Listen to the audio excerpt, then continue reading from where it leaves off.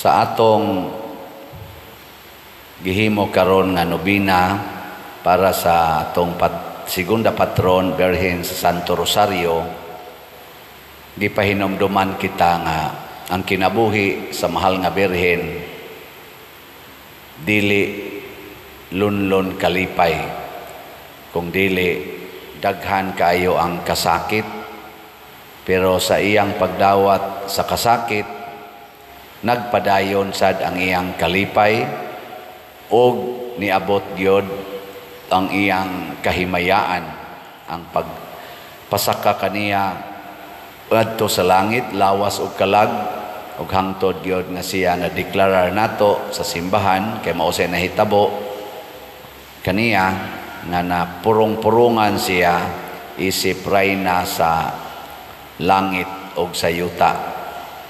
Mao nay kinatas-an tingaling achievement sa atong kinabuhi kanang purong-purungan ta dito sa langit. Pangutan ako no na imong tupad na gusto kang purong-purungan dito sa langit.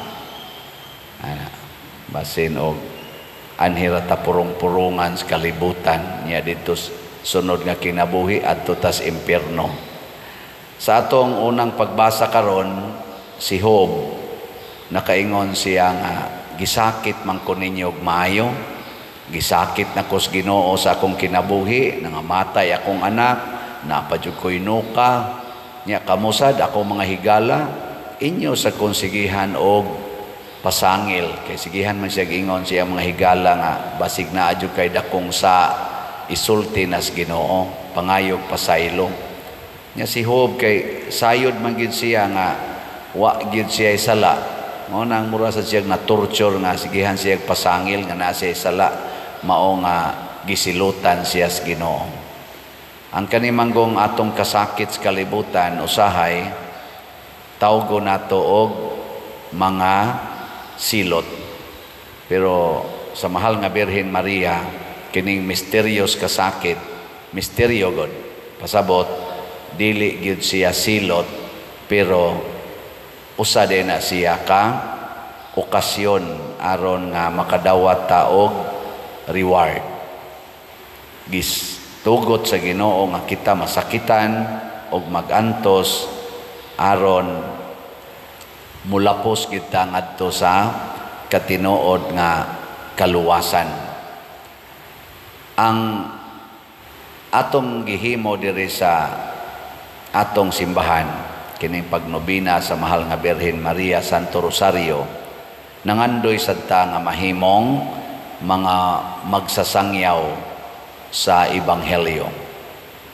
Dinhi sa atong ebanghelyo karon, si Kristo mipadala og gawas sa 12 ka apostoles, ni padala siya laing 70 ka mga katong mga tao, 70 ba to?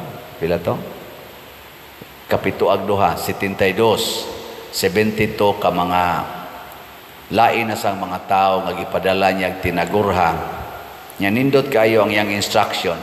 Parihara sad ang iyang instruction sa iyang mga 12 ka apostoles. Ningon siya, ang anihon daghan, apan jutay ra ang mga ngani. Nya unsa may iyang gisulti na sad? Nagpadala ako kadinyo sama sa mga nating karnero ngadto sa mga lobo. Kanang nating karnero sayod kita nga mao ginay kanunon sa mga lobo. So kita di ay sad karon sama sa mga disipulo ug apostoles ni Kristo, kinahanglan mahimot ang pagkaon sa mga lobo. Saban ganahan mong mahimong pagkaon sa mga lobo. Kanang lobo, ang iyanang equivalent sa tao, mga buangon, mga maldito, mga way pagtuos Ginoo. Dili gani sila mo respeto kaayo sa ilang isig ka tao. Mo na mga lobo. Nya mga karnero, mo ni sila ang mga buutan. Ikaw nang bilain ko nung pangutana sa imong tupad, inaon sa man ka, lobo o karnero? Kayo sahay ra ba no? Gatuo tag karnero ta niya, lobo day kay tang. O kinsa maning lobo, matod pa ni Kristo, ayaw pagdala Ayaw mo pagdala og puntil ni sudlanan sa limos ni sandalyas.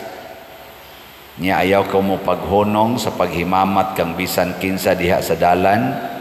Bisan diin kamo moabot, unahan ninyo pag-ingon ang panagdait maania niining balaya o niining dapita. Unsa man ni siya? Kinabuhi gyud nga Dios non ang atong puy-an, dili kalibutanon. Kana man kong mga butang sama ng sandal, kwarta, pagkaon, mga kalibutanon na siya. Ang gusto ni Kristo, dili ta ma-highlight sa mga tao nga gasalig ta ana. Ang ma-highlight untas mga tao nga wa ta anang mga butang kalibutanon sa manang security sa kwarta, security sa sungkod, sandalyas, ilisan, security sa balay.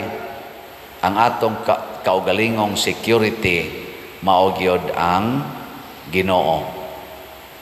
Nya unsaon man paghimo ana, magsige ra gid tag pangalagad sa atong isig katao, magsige tag ampo sa mas gibuhat ni Kristo nga nagampo, ug magsige tag antos.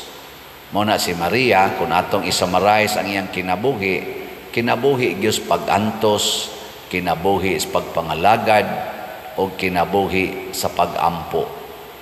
Hinaot unta, nanining atong pagdebosyon karon sa Santo Rosario, pinaagi ana atong pagpista sa segunda patron, madasig ta nga kini di ang pag-ampo, di gyud nato i-compromise, dili nato siya i-baylo sa laing mga butang nga kalibutanon. Kay daghan ra ba nato, hindi na gyud mi karosaryo pader kay busy kayo.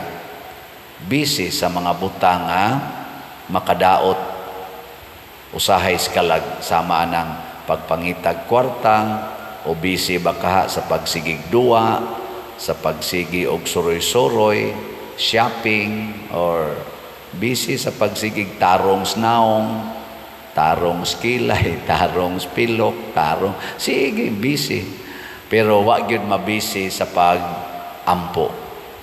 Nya kasagaran sad nato magsigig panugo, dili gyud mualagad.